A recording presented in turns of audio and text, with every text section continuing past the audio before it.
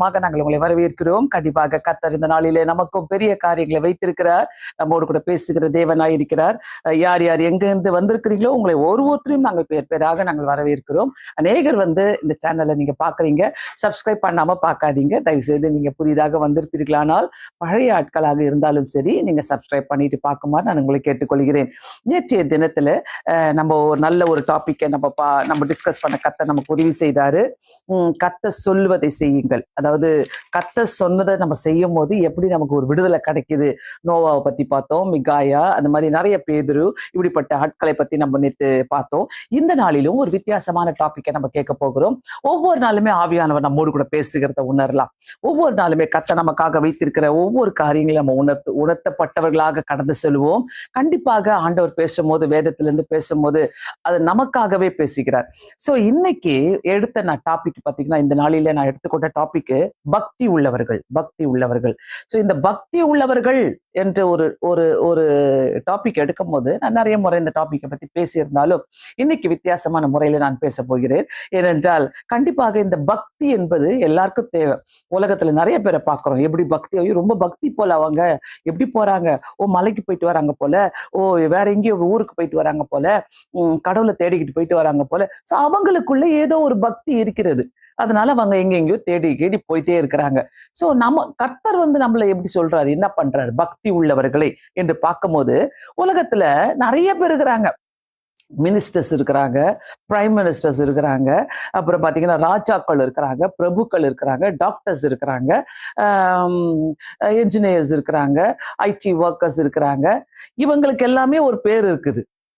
ஆனா ஆண்டவர் பாத்தீங்கன்னாக்கா இந்த பக்தி உள்ளவர்கள்னு ஒரு தமக்காக தெரிந்து கொண்டார். நான் பிரபுக்களை தெரிந்து கொண்டேன், ராஜாக்களை தெரிந்து கொண்டேன், இல்ல என்ஜினியர்ஸை தெரிந்து கொண்டேன், டாக்டர்ஸை தெரிந்து கொண்டேன், தமக்காக சொல்லலையே ஆண்டவர், எங்கேயுமே சொல்லலையே. சோ இதை ரொம்ப யோசிக்க வச்ச காரியம். இந்த ஒரு பக்தியை நம்மளுக்கு ஆண்டவர் எப்படி கொடுக்கிறாருனாக்கா அதை நம்ம எப்படி காப்பாத்திக்கிறோம். அது ஒரு பொக்கிஷம். அது ஒரு பெரிய பொக்கிஷமா பாக்குறேன் நான் என்னுடைய வாழ்க்கையில. ஏன்னாக்கா இந்த பொக்கிஷம் என்கிட்ட இருந்தா நான் எங்க வேணா வச்சு பெற முடியும் என்பது எனக்கு நல்லாவே தெரியும். நம்பர் 1, பக்தி உள்ளவனை தெரிந்து கொள்கிறார் ஆண்டவர். சங்கீதம் 4வது அதிகாரம் 3வது வசனத்துல சொல்லப்படுகிறது, பக்தி உள்ளவனை கர்த்தர் தமக்காக தெரிந்து கொண்டார் என்று அறியுங்கள். ரொம்ப அழகான ஒரு வசனம். தாவீது ராஜா சொல்லுகிறார், பக்தி உள்ளவனை கர்த்தர் தமக்காக தெரிந்து கொண்டார் என்று அறியுங்கள். அந்த பக்தின்னு இருக்குத, அந்த பக்தியை கர்த்தர் அந்த பக்தி உள்ளவர்களை ரொம்ப விரும்புகிறார், நமக்காக தெரிந்து கொள்றார். சோ அந்த வார்த்தையை படிக்கும் போது அங்க ஏன் வேற யாரும் இல்லை, வேற யாரையுமே போடலையே. நான் பிரபுக்களை தெரிந்து கொள்றேன், டாக்டர்ஸை தெரிந்து கொள்றேன், தமக்காக தெரிந்து கொள்றேன், பெரிய கோடீஸ்வரங்களை நான் தமக்காக தெரிந்து கொள்ளுகிறேன், இல்ல பெரிய படிப்பாளிகளை நான் தமக்காக தெரிந்து கொள்ளுகிறேன், பெரிய சயின்டிஸ்டை நான் எனக்காக நான் தெரிந்து கொள்ளுகிறேன், பெரிய பெரிய ஆட்களை நான் எனக்காக இல்லையே, கண்டிப்பா கிடையாது. ஏன்னாக்கா இன்னைக்கு உலகத்தை பார்த்தீங்கன்னாக்கா அவங்களுக்காக சில கூட்டத்தை தெரிந்து கொள்வாங்க. இவங்க என் கூட இருக்கணும், இவங்க என் கூட இருக்கணும். கர்த்தர் எப்படின்னாக்கா ஒரே வார்த்தையில முடிச்சிட்டாரு, பக்தி உள்ளவனை கர்த்தர் தமக்காக தெரிந்து கொண்டார் என்று அறியுங்கள். ஆமென். ரொம்ப ரொம்ப ஒரு வல்லமையான ஒரு வார்த்தையா தெரிந்தது எனக்கு அது. அந்த பக்தி உள்ளவர்களுடைய ஒரு கூட்டத்துல நம்ம இருக்கிறோமே, ஆண்டவரே என்னையும் தெரிந்து கொண்டீங்களே அப்படின்ட்டு ஒரு ஒரு ஒரு ஒரு சந்தோஷம் எனக்குள்ள இருந்துச்சு. ஏன்னாக்கா சின்ன வயசுல இருந்தே பக்தியை வளர்க்கப்பட்டவன் நானு. எங்க குடும்பத்துல ஒரு பக்தியை கொடுத்தாங்க. எங்க அம்மா அப்பா 2 பேரும் எங்க எல்லா 4 பிள்ளைகளுக்குமே பக்தியை கொடுத்தாங்க. பக்தியா இருக்கணும்னு சொல்லி கொடுத்தாங்க. வேதத்தை வாசிக்கணும், ஜெபிக்கணும், இயேசுவிட்ட பேசணும் அப்படின்னு சொல்லி கொடுத்தாங்க. அந்த பக்தி இன்னைக்கு வரைக்கும் எங்களை வழிநடத்தி வருகிறது. சோ அந்த பக்தி இருந்தாலே போதும். அந்த பக்தி உள்ளவனை கர்த்தர் தமக்காக தெரிந்து கொண்டார். நம்பர் 1 பாயிண்ட், அவருக்காக தெரிந்து கொள்ளுகிறார். ஃபர்ஸ்ட் ஆஃப் ஆல், எந்த பக்தி உள்ளவனை கர்த்தர் தமக்காக, நான் அந்த லிஸ்ட்ல இருக்கிறேனா, பக்தி உள்ளவர்களுடைய லிஸ்ட்ல நான் இருக்கிறேனா? பக்தின்னு சொன்னா நான் இப்பவே சொல்லிடுறேன், பக்தின்னு சொன்னானாக்கா என்னென்னமோ பக்திலாம் இருக்குது. பக்தின்னு சொன்னனாலே லைக் அவங்களுக்கு பாத்தீங்கன்னாக்கா எமர்ஜென்சி பக்தி இருக்குது, ஐசியூ பக்தி இருக்குது, அப்புறம் ஒரு டெம்பரவரி பக்தி இருக்குது, ஒரு டுப்பாங்கூர் பக்தி இருக்குது, அப்புறம் பாத்தீங்கன்னாக்கா ஒரு வீட்டுல எதனா ஒரு கஷ்டமா பக்தி, அதுக்கு ஒரு பக்தி இருக்குது. இந்த மாதிரி பக்தி எல்லாம் இருக்குது. சோ நீங்க எந்த பக்தியில இருக்கிறீங்க? எப்படிப்பட்ட பக்தியில இருக்கிறீங்க? ஏதாவது பிரச்சனை வந்துட்டா, ஐயோ எசப்பா உங்களை விட்டா வேற வழி இல்லையாப்பான்னு சொல்ற ஒரு கும்பல் இருக்கிறாங்க. அந்த மாதிரி ஒரு பக்தி இருக்குது. அதான் சொல்றேன், ஐசியூ பக்தி, ஹாஸ்பிட்டல் பக்தி, எமர்ஜென்சி பக்தி, மெடிசன் பக்தி, இந்த மாதிரி பக்திகள். மெடிசன் போட்டுக்கினா சரியாயிடும். அந்த அந்த நேரத்துல வியாதி வந்தா ஆண்டவர்கிட்ட ஐயோ ஏசப்பா அப்படி பரதாம போய் உட்கார வேண்டியது ஆண்டவர்கிட்ட. அப்புறம் வீட்டுல எதனா ஒரு பிரச்சனை வந்தா ஏசப்பான்னு சொல்லி உட்கார வேண்டியது. அது வரைக்கும் பக்தியெல்லாம் மறந்துட வேண்டியது. காத்துல பறந்துருக்கும் பக்தி, எங்க இருக்குதுன்னே தெரியாது பக்தி எல்லாம். சோ நீங்க எந்த பக்தியில இருக்கிறீங்கன்னு எனக்கு தெரியல, யோசித்து பார்க்கலாம். ஒரு பக்தியா இருக்கிற பக்தி உள்ளவனை தமக்காக தெரிந்து கொண்டார் என்றால், அந்த பக்தி உள்ளவனுக்குள்ள ஆண்டருடைய செயல்கள் எல்லாமே இருக்கும். அதுல நான் எப்படி பார்த்தேனாக்கா, பக்தி உள்ளவன் பிரித்தெடுக்கப்பட்டவன். ஃபர்ஸ்ட் ஆஃப் ஆல் பக்தி உள்ள இந்த 1வது பாயிண்ட்ல நான் சொல்றேன், பக்தி உள்ளவன் பிரித்தெடுக்கப்பட்டவன், கர்த்தர் தமக்காக தெரிந்து கொள்கிறார். பிரித்தெடுக்கப்பட்டிருக்கிறீங்களா? சோ உங்களுடைய கனெக்ஷன் வேற எங்கேயுமே போகக்கூடாது, எங்கேயுமே போகக்கூடாது உங்க கனெக்ஷன். இந்த டுப்பாங்க ஒரு பக்தியை தான் கர்த்தர் அருவருக்கிறார், செய்ய மாட்டாரு. பக்தி அருகிறீங்கனாக்கா எதுக்கு உட்காந்துக்கிட்டு அனாவசியமா அழுதுகிட்டு, எதுக்கு உட்காந்துக்கிட்டு அனாவசியமா கவலைப்பட்டுக்கிட்டு, எதுக்கு உட்காந்துக்கிட்டு எல்லாத்தையும் போட்டு தலைமையில போட்டுக்கிட்டு ஓரி பண்ணிக்கிட்டு உட்காந்துட்டு இருக்கிறோம். பக்தி உள்ளவனை கர்த்தர் தமக்காக பிரித்தெடுக்கிறார். ஃபர்ஸ்ட் ஆஃப் ஆல் பிரித்தெடுக்கப்பட்டிருக்கிறோம்னாக்கா நமக்குள்ள அந்த பக்திய கண்டினியூஸா ஒரே லெவல்ல கொண்டு போனோம். சர்ச்சுக்கு வந்தா ஒரு பக்தி பார்த்துருக்கிறீங்களா? சர்ச்சில் வந்தா அப்படியே பயங்கரமா பக்தியா ஐயோ எசப்பா சொல்லிட்டு உட்காந்து இருப்பாங்க. அப்படியே பக்தியிலே வழிஞ்சு நிறைய அவங்க பக்தி. அதே வெளியில போன உடனே உலகத்துக்கு உலகமா மாறிடுவாங்க. அப்படியே அப்படியே உலகத்துக்கு உலகமா மாறிடுவாங்க. அப்படியே அந்த பிரசன்ஸே இருக்காது அவங்க முகத்துல. நான் நிறைய பேரை பார்த்திருக்கிறேன் என்னுடைய வாழ்க்கையில. அந்த பிரசன்ஸ் இருக்காது, அவங்க பேச்சே மாறிடும். அப்படி சர்ச்சை விட்டு வெளில போனோன்னா அந்த அந்த அந்த ஜபத்தை விட்டு போன உடனே அவங்க பேச்சு மாறிடும், அவங்களுடைய செய்கைகள் மாறிடும், எல்லாம் மாறிடும். இன்னும் கர்த்தருக்கு அந்த அந்த மாதிரி ஆட்களே பிடிக்காது. கர்த்தர் அவங்கள பக்தி உள்ளவர்களை லிஸ்ட்ல வைக்கல. சோ இதை நம்ம தெரிந்து கொள்ளலாம். 2வது பக்தி உள்ளவனுக்குள்ள விசுவாசத்துல நிலைத்திருப்பான்.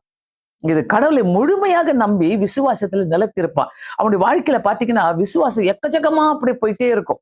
அந்த விசுவாசம் கர்த்தர் செஞ்சா செய்யறாரு, செய்ய கட்டி போறாரு. முதல் ஃபர்ஸ்ட் ப்ரிஃபரன்ஸ் ஆண்டவர் தான்.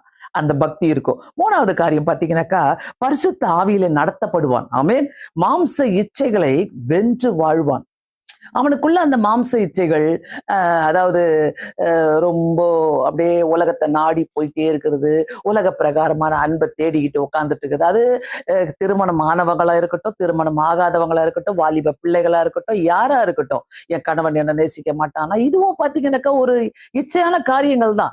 அது நீ ஏன் உட்காந்து கவலைப்படணும்? என் புருஷன் நேசிக்க மாட்டானா, என் பாய் ஃப்ரெண்ட் நேசிக்க மாட்டாங்களா, என் கேர்ள் ஃப்ரெண்ட் நேசிக்க மாட்டாங்களா? இதெல்லாம் இந்த பக்திக்குள்ள கொண்டு வரல ஆண்டவர்.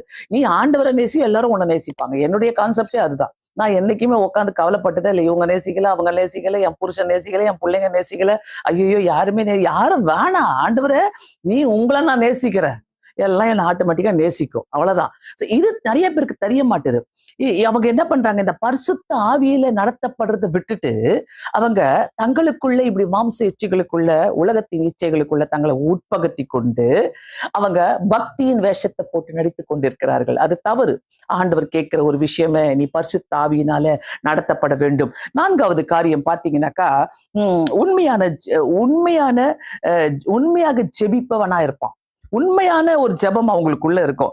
மற்றவங்களுக்காக வேண்டுதல் செய்கிறவன் தான் பக்தி உள்ளவன். ஆமென். மற்றவங்களுக்காக யோபு பார்த்தீங்கன்னா தன் சிநேகிதருக்காக வேண்டுதல் செய்தார், கர்த்தர் அவருடைய சிறையிருப்பை மாற்றினார் என்று வேதம் சொல்லுகிறது. சோ ரொம்ப அழகாக நம்ம பார்த்தோம். இந்த இடத்துல பக்தி உள்ளவர்களை நம்ம பார்க்கும்போது, முதல் காரியமே நான் சொன்னேன், பக்தி உள்ளவர்களை கர்த்தர் தமக்காக தெரிந்து கொண்டார். அவனுக்குள்ள இருக்கிற குவாலிட்டிஸ் இதெல்லாம் இருக்கணும். இந்த குவாலிட்டிஸ் எல்லாம் இருக்குதா நம்ம யோசிக்கலாம். இந்த குவாலிட்டிஸ் எனக்குள்ள இருக்குதுனாக்கா நான் பக்தி உள்ளவர்களுடைய லிஸ்ட்ல இருக்கிறேன். ஓகே. 2வது மெயின் பாயிண்ட் ஒன்று, பக்தி உள்ளவருக்கு கர்த்தர் செவி கொடுக்கிறார். யோவான் எழுதின சுவிசேஷம் 9வது அதிகாரம் 31வது வசனம். யோவான் எழுதின சுவிசேஷம் 9வது அதிகாரம் 31வது வசனத்துல பாத்தீங்கன்னாக்கா ரொம்ப அழகா இருக்குது அந்த வசனம். பக்தி உள்ளவனுக்கு செவி கொடுக்கிறார். அதை நான் முன்னாடியில இருந்தே வாசிக்கிறேன். 31 அந்த வசனம் ஃபுல்லாவே வாசிக்கிறேன். பாவிகளுக்கு தேவன் செவி கொடுக்கிறது இல்லை என்று அறிந்திருக்கிறோம். ஒருவன் தெய்வ பக்தி உள்ளவனாய் இருந்து அவருக்கு சித்தமானதை செய்தால் அவனுக்கு செவி கொடுப்பார். சிம்பிளா முடிச்சிட்டார் இந்த இடத்துல ஆண்டவர். ரொம்ப சிம்பிளான காரியம். தெய்வ பக்தி உள்ளவனாய் இருந்து அவருக்கு சித்தமானதை செய்தால் அவனுக்கு செவி கொடுப்பார். சோ பக்தி உள்ளவனுக்குள்ள இந்த குவாலிட்டிஸ் கண்டிப்பா இருக்கணும். தெய்வ பக்தி மட்டும் இருந்தா பத்தாது. ஆண்டுடைய சித்தத்தின்படி செய்கிறவனாய் இருந்தால் அவருக்கு சித்தமானதை செய்தால் அவனுக்கு செவி கொடுப்பாராம். ஆண்டவர், நான் ரொம்ப நாளா ஜெபம் பண்ணிட்டு இருக்கிறேன், எனக்கு செவி கொடுக்கலையே, ஆண்டவர் என்கிட்ட பேசவே மாட்டாரு, ஆண்டவர் எனக்கு எதுவுமே சொல்ல மாட்டாரு, ஏன் என்கிட்ட பேச மாட்டாருன்னா உன் பக்தியை எங்கேயோ ஒளிச்சு வச்சுட்டு வந்திருக்கிறேன்னு அர்த்தம். உன் பக்தியை எங்கேயோ வித்துட்டு வந்துட்டேன்னு அர்த்தம். உன் பக்தியை எங்கேயோ பரிகாரம் செலுத்திட்டு வந்துட்டேன்னு அர்த்தம். ரொம்ப இந்த பக்தி வேஷம் போடாதீங்க. உண்மையாவே ஒரு பக்தி உங்களுக்குள்ள இருந்தா போதும். கர்த்தருடைய சித்தத்தை செய்றீங்களா, ஆண்டவருக்கு பயந்து வாழ்றீங்களா, அவருடைய சித்தத்தின் பிரகாரம் செய்றீங்களா, உங்களுக்குள்ள ஒரு உண்மையான ஒரு பக்தி இருக்கும். நீங்க அதாவது இழந்தாலும் ஒண்ணும் இல்ல, அத கிடைச்சாலும் எனக்கு ஒண்ணும் இல்லைன்ற மாதிரி வாழ்ந்துட்டு இருப்பீங்க. அதுதான் ஒரு பக்தியே. ஒரு பக்தி நமக்குள்ள இருக்குதுனாக்கா தெய்வ சித்தத்தை நம்ம செஞ்சுட்டு இருக்கிறோமா, அங்க போட்டுக்குது பாருங்க, பாவிகளுக்கு தேவன் செவி கொடுப்பதில்லை என்று அறிந்திருக்கிறோம். சோ நம்ம என்னைக்கெல்லாம் நம்ம ஃபீல் பண்றோம், ஐயோ ஆண்டவர் எனக்கு செவி கொடுக்கலையா, அப்ப நான் இன்னும் ரட்சிக்கப்படல, நான் ஆண்டவருக்குள்ள வரல. ஆனா இந்த இடத்துல ரொம்ப தெளிவா இருக்குது. ஒருவன் தெய்வ பக்தி உள்ளவனா இருந்து அவருக்கு சித்தமானதை செய்தார். அவருக்கு சித்தமானதை செய்கிறவன் பக்தி உள்ளவன். தெய்வ பக்தி உள்ளவனுக்கு அவருடைய சித்தத்தை செய்யறதுக்கு கர்த்தர் அதிகாரம் கொடுத்திருக்கிறாரு, கர்த்தர் வல்லமையை கொடுத்திருக்கிறாரு. அவருடைய நம்ம பேசுற காரியங்கள்ல, நம்ம செய்கிற காரியங்களில அவருடைய சித்தம் இருக்குதா? நேத்து ரொம்ப ரொம்ப தெளிவா பார்த்தோம். கர்த்தருடைய சித்தத்தின்படி நான் செய்கிறேன்னா, கர்த்தர் சொன்னதை நான் செய்கிறேன்னா ரொம்ப தெளிவா பார்த்தோம். அதோடைய ரிலேட்டடா தான் இன்னைக்கு நம்ம வித்தியாசமான காரியங்களை நம்ம பார்த்து கொண்டிருக்கிறோம் பிரியமானவர்களே. மூன்றாவது முக்கியமான காரியம், பக்தி உள்ளவனை ரட்சிக்கிறார் ஆண்டவர். 2 பேதுரு 2வது அதிகாரத்துல ரொம்ப அழகா சொல்லப்பட்டிருக்கிறது. 9வது வசனத்துல பாத்தீங்கன்னாக்கா 2 பேதுரு 2வது அதிகாரம் 9வது வசனத்துல, கர்த்தர் தெய்வ பக்தி உள்ளவர்களை சோதனைந்து ரட்சிக்கிறார். பக்தி உள்ளவனை கர்த்தர் ரட்சிக்கிறார். ஆனா இந்த இடத்துல கர்த்தர் தெய்வ பக்தி உள்ளவனை சோதனை என்று ரட்சிக்கவும் அக்கிரமக்காரரை ஆக்கணைக்குள்ளாகவும் நியாய தீர்ப்பு நாளுக்காகவும் வைக்கவும் அறிந்திருக்கிறார். சோ அந்த ஃபர்ஸ்ட் லைன் 2 லைன்ஸ் ரொம்ப தெளிவா இருக்குது. கர்த்தர் தெய்வ பக்தி உள்ளவர்களை சோதனை நின்று ரட்சிக்கிறார். என்னன்னா சோதனை வரட்டங்க, அப்படியே கழுத்தை பிடிச்சி சாவடிக்கிற மாதிரி சோதனை வரட்டும், உங்களை கொண்டு போய் அப்படியே ஜெயில போடுற மாதிரி சோதனை வரட்டும். ஏன் பவுலும் சீலாவும் ஜெயிலுக்கு போலியா, பேதுரு ஜெயிலுக்கு போலியா? அப்படிப்பட்ட சோதனைகளை அவங்க தாண்டி வந்தாங்களே. பேதுருவும் பவுலெல்லாம் அங்க சிறைச்சாலையில் இருக்கும் போது கதவுகள் தானாக திறக்கப்பட்டது, சங்கிலிகள் உடைக்கப்பட்டது. சோ அவங்கெல்லாம் கவலையே படல. அதனால கர்த்தர் தெய்வ பக்தி உள்ளவனை சோதனை என்று ரட்சிக்கிறார். நம்ம குட்டியா ஒரு சோதனை பண்ணிட்டாலே, ஐயோ ஆண்டவரே ஏன் இப்படி சோதனை கொடுத்துட்ட நம்ம கேட்கிறோமே. 10 கேள்வி கேட்டுறோம் கர்த்தரை. அதுக்குள்ள ஐயோ இந்த சோதனை வந்த உடனே நான் அப்படியே கொஞ்சம் குறைஞ்சிச்சு, என் ஜெப வாழ்க்கை குறைஞ்சிச்சு, என் பக்தி குறைஞ்சிச்சு, இது மாதிரிலாம் கதை விடுவாங்க நிறைய பேர். நான் நினைக்கிறேன், உனக்குள்ள ஒரு ஸ்ட்ராங்கான ஒரு பக்தி இல்லை, நீயே உன்னை நம்ப மாட்டேனாக்கா கர்த்தர் உன்னை எப்படி நம்புவார்? உனக்குள்ள இப்படிப்பட்ட சோதனைகள் வரும்போது, எதனா ஒரு குட்டி சோதனை வந்துட்டால இவ்வளோ பக்தியா இருக்கிறோம், என்ன இது இவ்வளோ கத்த செய்ய. பவுலும் சீலாவும் பேதுரு இவங்கெல்லாம் சிறைச்சாலைக்கு போனப்போ எங்கேயுமே ஆண்டவரை அவங்க திட்டவே இல்லை. என்ன ஆண்டவரை எங்களை சிறைச்சாலையில கொண்டு போட்டீங்களே அப்படின்னு சொல்லி திட்டவே இல்லை ஆண்டவரை. அவங்க எதுவுமே சொல்லல, சந்தோஷமா போனாங்க, உள்ள சந்தோஷமா இருந்தாங்க. அங்க ஆண்டவரை அவங்களுக்கு சோதனை இருந்து அவங்களை ரட்சிக்கிறாரு. அதே மாதிரிதான் சாத்ராக் மேஷாக் ஆபேத்நேகோ அவங்க அக்னியில போடப்பட்ட போது ஆண்டவர் அவங்க ராஜா நேபுகாத்நேசர் சொல்லும் போது அவங்க என்ன சொல்றாங்க, நாங்க ஆராதிக்கிற தேவன் எங்களை கைவிட்டா கூட பரவாயில்ல, நாங்க இதை சிலையை நாங்க வணங்க மாட்டோம் சொல்றாங்க. இதே தான் பிரியமானவர்களே, இந்த இடத்துல நம்ம பார்க்க வேண்டிய காரியம் என்னன்னாக்கா, ஆண்டவர்கிட்ட நம்ம தெய்வ பக்தி உள்ளவர்களா இருக்கும் போது நம்மள சோதனை என்று ரட்சிக்க வல்லவராய் இருக்கிறார். நல்லா தெரிஞ்சுக்கொள்ளுங்க, சரியான ஒரு வசனம் இது. ஆமா, அதே மாதிரி பாத்தீங்கன்னாக்கா சில பேரை நான் உங்களுக்கு காட்டி கொடுக்க விரும்புகிறேன் வேதத்திலிருந்து. பக்தி உள்ள சிமியோன், லூக்கா எழுதின சுவிசேஷம் 2வது அதிகாரத்துல 25வது வசனத்துல, லூக்கா எழுதின சுவிசேஷம் 2வது அதிகாரம் 25வது வசனத்துல பாத்தீங்கன்னாக்கா, அப்போது சிமியோன் என்னும் பேர் கொண்ட ஒரு மனுஷன் எருசலேமில் இருந்தான். அவன் நீதியும் தெய்வ பக்தி உள்ளவனுமாய் இஸ்ரவேலில் ஆறுதலுக்காக காத்திருக்கிறவனுமாய் இருந்தான். அவன் மேல் பரிசுத்த ஆவி இருந்தார். அங்க ரொம்ப தெளிவா போட்டுக்குது சிமியோனை பத்தி சொல்லும் போது, அவன் நீதியும் தெய்வ பக்தியுமாய் இருந்தான், தெய்வ பக்தி உள்ளவனுமாய் இருந்தானாம். ஏனியா வேதமே அவனை பத்தி சாட்சி சொல்லிச்சு பாருங்களேன். சிமியோனை பத்தி தெய்வ பக்தி உள்ளவனா இருந்தால். இந்த பக்தியை தான் கர்த்தர் நம்ம கிட்ட எதிர்பார்க்கிறாரு. சாதாரண பக்தி இல்ல. சர்ச்சுக்கு சண்டே மட்டும் ஒரு பக்தி வந்துடும் பாத்தீங்களா. சில பேருக்கெல்லாம் பாத்தீங்கன்னா ஞாயிற்றுக்கிழமை மட்டும் ஒரு பக்தி வந்துடும். அந்த ஞாயிற்றுக்கிழமை போயிட்டு சர்ச்சில் போயிட்டு பக்தியா இருந்துட்டு வந்தேன். 7 நாள் பாவம் செய்வோம், 7 நாள் சினிமா பார்ப்பேன், 7 நாள் சீரியல் பார்ப்பேன், 7 நாள் சினிமா பாட்டு பாடிட்டு இருப்பேன். ஆனா அந்த ஞாயிற்றுக்கிழமை மட்டும் பாத்தீங்களா அந்த 2 hours சர்ச்சில் உட்காந்து நல்ல ஒரு பாட்டை பாடிட்டு பக்தியான பாட்டு பாட்டு அப்படியே உருகி பாடுவாங்க. ஐயோ வெளியில போயிட்டு பாத்தீங்கன்னா இல்லாத அட்டகாசம். எப்படி அந்த நடிப்பு இருக்குது? ஒரு பக்தி உள்ளவனுக்கு எப்படி நடிப்பு வரும்? உண்மையான பக்தியா இருக்கிறாங்கன்னா அவங்களுக்குள்ள நடிப்பு இருக்காது. நான் ஈஸியா கண்டுபிடிச்சிடுவேன். இந்த நடிக்கிற ஆசாமிகளை பாத்தீங்கன்னாக்கா சூப்பரா நடிப்பாங்க. பக்தியா இருக்கிற மாதிரி, அதுவும் நாங்க பாஸ்டரா இருக்கிறதுனால இன்னும் கொஞ்சம் எக்ஸ்ட்ராவா வந்து எங்க கிட்ட நடிப்பாங்க. அதெல்லாம் பச்சையா எனக்கு தெரியும் தான். ஆனாலும் என்ன பண்ண முடியும்? அவங்க நடிக்கிறாங்க சொல்லி தெரியும் தான். ஆனா அந்த அந்த அந்த அந்த குரலை மாத்திப்பாங்க, அப்படியே பவ்யமா நடந்துப்பாங்க, அப்படியே பக்தியா போவாங்க. பாஸ்டர் எதிர்க்கே இந்த அட்டகாசம், ஏசாமி எதிர்க்கு இந்த அட்டகாசம் போனா ஏசாமி தூக்கி போட்டு அப்படி தூக்கி போட்டு போயிட்டே இருப்பார். என்ன நீ பக்தியா இருந்த? சோ உங்க பக்திய பத்தி நம்ம பேசும்போது ஒவ்வொரு பக்திக்குள்ள என்னெல்லாம் இருக்குது, எப்படி இருக்கிறோம்? நிறைய நிறைய அதாவது நான் சிலரை பத்திலாம் யோசிக்கும் போதெல்லாம் பாத்தீங்கன்னாக்கா அப்படியே வேதனையா இருக்கும். எப்படி போயிட்டு அவ்வளோ நல்ல வெள்ளைப்படம்லாம் கட்டிக்கிட்டு நகைலாம் போடாம எப்படி போயிட்டு அவ்வளோ பக்தியா பாடிட்டு வராங்க. வெளியில வந்து அப்படி சினிமா பாட்டு பாடிட்டு இருக்கிறாங்களே, அப்படி வந்து சீரியலை பார்த்துட்டு உட்காந்துரு. சீரியல் வீட்டுல பாருங்க அப்படியே ஓடிக்கிட்டே இருக்கும். அல்ல அப்படியே உள்ள போயிட்டு அந்த சீரியல் அப்படியே ஒரு இந்த சீன் போவோம் பாருங்க, அப்படியே ஒரு டச்சிங்க அப்படியே அழவிக்கிற சீன் போவோம் பாருங்க. இவங்க உள்ள போய் அந்நிய பாஷை பேசிட்டு இருப்பாங்க.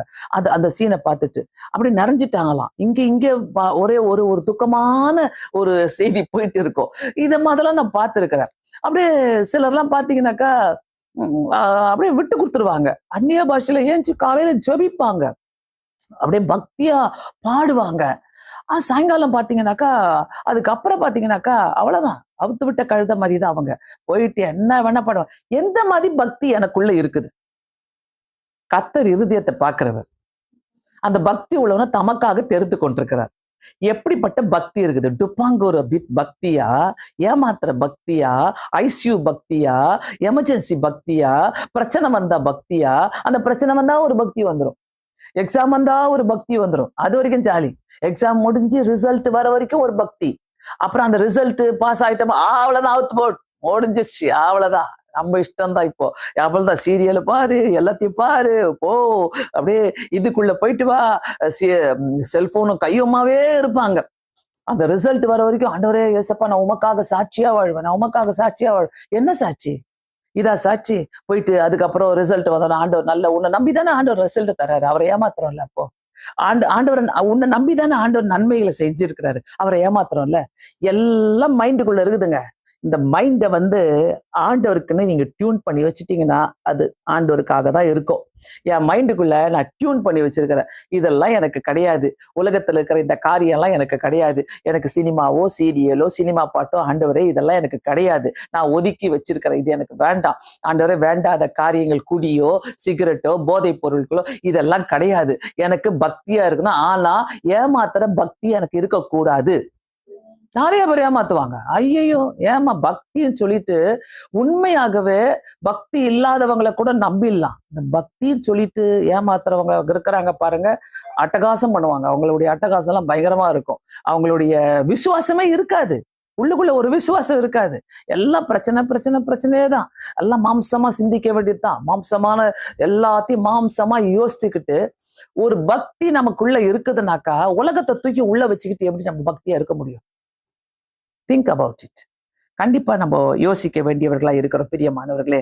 இந்த இடத்துலயும் அடுத்தது பாத்தீங்கன்னாக்கா பக்தி உள்ள கொர்நேலியு. அப்போஸ்தலர் 10வது அதிகாரம் எடுத்துக்கொள்வோம். அப்போஸ்தலர் 10வது அதிகாரம் 2வது வசனத்துல ரொம்ப அழகா சொல்லியிருக்குது. 10வது அதிகாரம் எடுத்துக்கொள்ளுங்க என்னோடு கூட. நீங்க கொர்நேலியை பத்தி ரொம்ப அழகா சொல்லிது. 10வது அதிகாரம் 2வது வசனத்துல.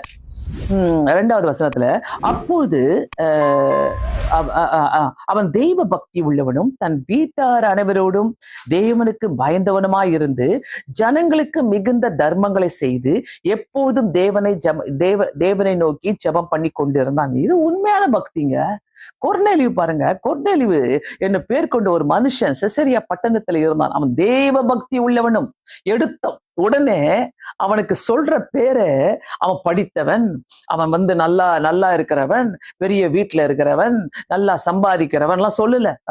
அதெல்லாம் சொல்லவே இல்லை. அந்த சர்டிபிகேட்டே கிடையாது இங்க. இங்க அவனுக்கு சொல்லப்படுகிற பேரு, அவன் தெய்வ பக்தி உள்ளவனும் தன் வீட்டார் அனைவரோடும் தேவனுக்கு பயந்தவனுமா இருந்தான். இந்த 2 காரியம் ஒரு குடும்பத்துக்கு ரொம்ப தேவை. முதலாவது, அம்மா அப்பா தெய்வ பக்தி உள்ளவங்களா இருங்க. 2வது, அப்பதான் உங்க குடும்பத்தை தெய்வ பக்திக்குள்ள நீங்க நடத்த முடியும். எங்க அம்மா அப்பா அப்படி இருந்தாங்க. எங்க அம்மா அப்பா சொல்லுவாங்க, நாங்க பிறக்கிறதுக்கு முன்னாடி எல்லாம் பாத்தீங்கன்னாக்கா செங்கல்பட்டுல இருந்து சென்னைக்கு வருவாங்க சினிமா பாக்குறதுக்கு. வந்து சினிமா பார்த்துட்டு புகாரி ஹோட்டல்ல பிரியாணி சாப்பிட்டு போகன்னு சொல்லுவாங்க. இந்த மாதிரிலாம் இருந்த அம்மா அப்பாவை கடைசியில ஆண்டவர் தொட்டு 4 பிள்ளைங்களை அவங்களுக்கு கொடுத்து, இந்த 4 பிள்ளைங்களும் நாங்க ஊழியத்துல இருக்கிறோம், பாஸ்டர்ஸா இருக்கிறோம், 4 பேருமே ஊழியத்துல இருக்கிறோம். அப்படி எங்களை வளர்த்தாங்க. சோ ஒருவன் தெய்வ பக்தி உள்ளவனா இருந்தால்தான் ஒரு குடும்பத்தை தெய்வ பக்திக்குள்ள நடத்த முடியும். ஒரு குடும்பம் தெய்வ பக்திக்குள்ள நடக்கணும்னாக்கா அந்த குடும்பத்துக்குள்ள ஜெபம் நடந்துட்டே இருக்கணும். சோ உன்னுடைய தெய்வ பக்தி நீ இறக்கிக்கவே கூடாது, நீ டவுன் ஆகவே கூடாது. நீ உன்னுடைய தெய்வ பக்திய யாருக்காகவும் இறக்கிக்கவே கூடாது.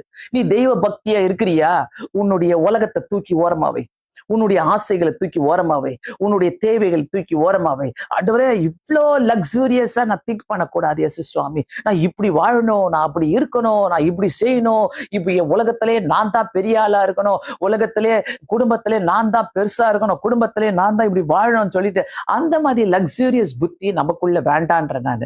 ஏன்னாக்கா நம்ம தெய்வ பக்தி உள்ளவர்களா இருந்தாதான் நம்மளுடைய குடும்பத்தை பக்திக்குள்ளாக வழி நடத்த முடியும் என்பது இந்த கொர்நேலியுடைய வாக்குல இருந்து நம்ம தெரிஞ்சுக்கிறோம். கொர்நேலியு ரொம்ப அழகா பேச, அவன் தெய்வ பக்தி உள்ளவனும் தன் வீட்டார் அனைவரோடும் தேவனுக்கு பயந்தவனுமா இருந்தான். அம்மா அப்பா தெய்வ பக்தி உள்ளவர்களா இருக்கிறீங்களா? அம்மா அப்பா 2 பேரும் சேர்ந்து ஜெபம் பண்றீங்களா?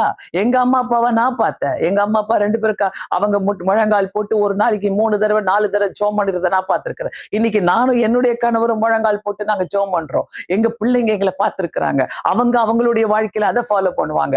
So it goes generation to generation, சந்ததி டு சந்ததி, அது போய்கிட்டே இருக்கும். பிரியமானவர்களே, என் பிரச்சனை, இந்த பிரச்சனை, அந்த பிரச்சனை, அவங்க பிரச்சனை, இவங்க பிரச்சனை. தெய்வ பக்தி உங்களுக்குள்ள இருந்தா, அம்மா அப்பாக்குள்ள இருந்தா ரொம்ப கஷ்டம்.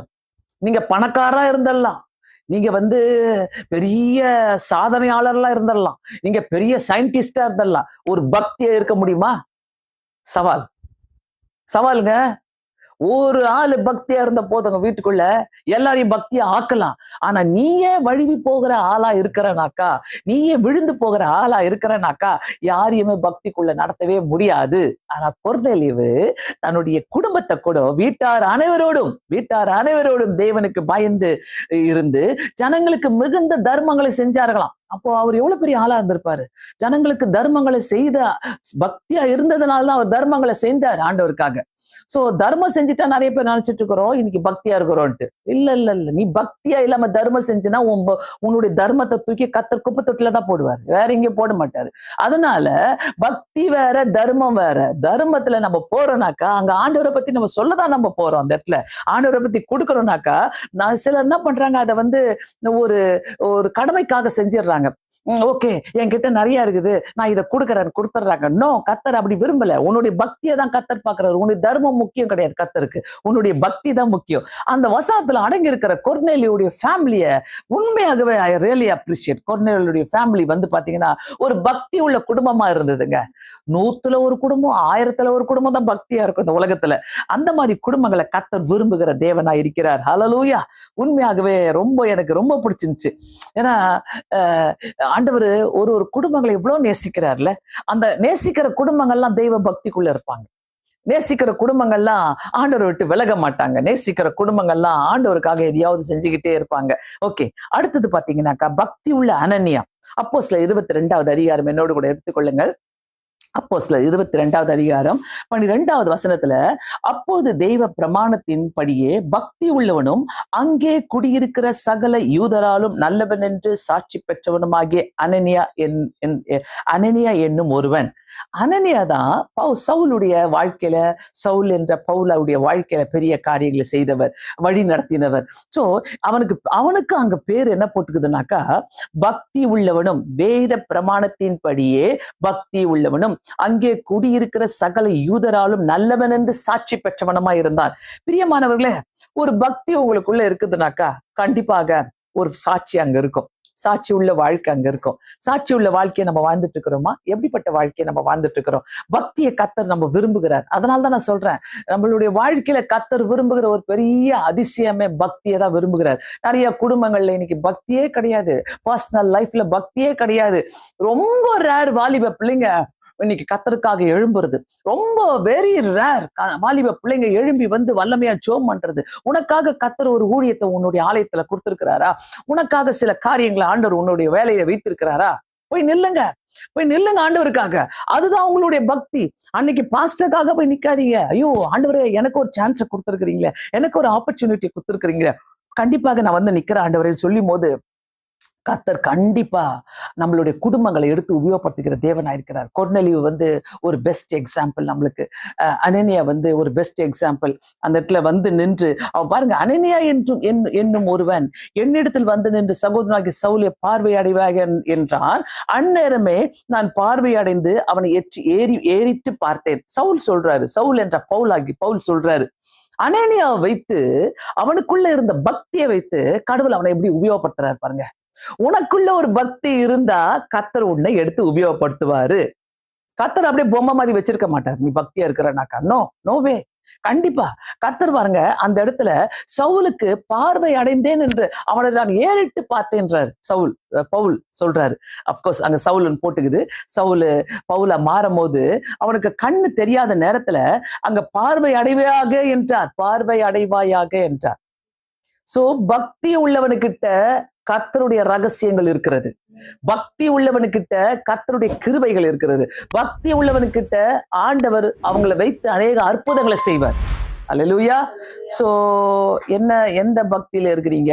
என்ன அற்புதம் செஞ்சீங்க ஆண்டவருக்காக இந்த உலகத்துல? சைலண்ட். எல்லாம் அல்லேலூயா சொல்லிடலாம், ஆமேன் சொல்லிடலாம். ஆண்டவருக்காக அற்புதம் செஞ்ச மற்றவங்களுக்காக. ஆண்டவர் என் வாழ்க்கையில அற்புதம் செஞ்சாரு. உன்னை வைத்து ஆண்டவர் மற்றவங்களுக்கு செஞ்சாரா? அதான் பக்தி. உன் சாட்சி வச்சு மற்றவங்களுக்கு செஞ்சார் ஆண்டவர், அதான் பக்தி. ஆண்டவர் என் வாழ்க்கையில இதை செஞ்சாரு, அதை செஞ்சாரு, எப்படி செஞ்சாரு? நீ பக்தி ஆனதுனால செஞ்சாரு. கர்த்தர் இப்ப கேட்கிறாரு, நீயும் அனனியாவை போல மாறு, நீயும் அனனியாவை போல இரு. உன்னை நான் அனனியாவை போல யூஸ் பண்ணணும்னு நான் விரும்புறேன். அதைதான் கர்த்தர் கேட்கிறாரு. பிரியமானவர்களே, ரொம்ப ஒரு அழகான ஒரு டாபிக் இன்னைக்கு இந்த பக்தியை பத்தி நம்ம பார்த்தோம். பக்தி உள்ளவர்களை கர்த்தர் தேடிக்கொண்டு இருக்கிறார். பக்தி உள்ளவர்களை கர்த்தர் தேடிக்கொண்டு இருக்கிறார். வெரி ஃபியூ, நிறைய பேர் இருக்கிறாங்க இந்த உலகத்துல. பக்தி உள்ளவருங்க கிடையாது. பக்தியா மாறலாம். உண்மையாவே கர்த்தர் ஒரு பக்தியை நம்ம கிட்ட எதிர்பார்க்கிறாரு. ஒரு டெம்பரவரி பக்தி கிடையாது. ஒரு பேருக்காக ஒரு பக்தி கிடையாது. ஐயோ நான் பக்தியா இல்லைனா, ஐயோ நான் சர்ச்சுக்கு போகலனா, ஐயோ நான் மீட்டிங்ல உட்காரலனா, ஐயோ எனக்கு ஜபாவி வராது, ஐயோ நான் இப்படி ஆயிடுவேனே, அந்த பயத்துல இருக்காதீங்க. என்னெல்லாம் யாருமே ஃபோர்ஸ் பண்ணவே முடியாது. நீ போ, சர்ச்சுக்கு போ, நீ பைபிளை வாசி, நீ ஜெபம் பண்ணு. அது எனக்குள்ள இருக்குது, என் பில்ட். அது எனக்குள்ள பில்டா இருக்குது. அது எனக்குள்ளவே இருக்கிறதுனால இது யாரும் சொல்றது கிடையாது. நீ போய் ஜெபம் பண்ணு, நீ எடுத்து உபயோகப்படுத்துவாரு, உன்னை இப்படி செய்வாரு அப்படின்னு. எனக்குள்ள அந்த பக்தியை நான் ஆண்டவருக்காக எனக்கு தெரியும். அதேதான் நான் ஃபர்ஸ்ட் வசனத்துல சொல்ற மாதிரி, சங்கீத 4வது அதிகாரம் 3வது வசனம், பக்தி உள்ளவனை கர்த்தர் தமக்காக தெரிந்து கொள்கிறார். தமக்காக தெரிந்து கொண்டார். அவருக்காக நான் தெரிந்து கொண்டேன். அப்ப நான் இந்த உலகத்துல நான் என்ன செய்யணும்? வாங்க, கண்களை மூடி ஜெபிக்கலாம். பக்தியா இருந்தா எவ்வளவு லாபம், பக்தியா இருந்தா எவ்வளவு கிருபைகள், பக்தியா இருந்தா அந்த ஸ்டாண்டர்ட் புத்தி எனக்கு வேணும் ஆண்டவரே சொல்லி ஜெபிக்கலாம். அந்த ஸ்டாண்டர்டான, நான் விழக்கூடாது ஏசப்பா, அந்த ஸ்டாண்டர்டான ஒரு பக்தி எனக்கு தாங்க. ஏதோ ஒரு டைம் பீயிங்க்கு ஆண்டவரே நான் பக்தியா இருக்கிறேன், எனக்கு அப்படி வேணாம். அப்படி இருந்தா நம்மளுடைய பிளஸ்ஸிங்ஸும் டெம்பரவரியா தான் இருக்கும். நம்ம அப்படியே கண்களை மூடி ஜெபிக்கலாமா?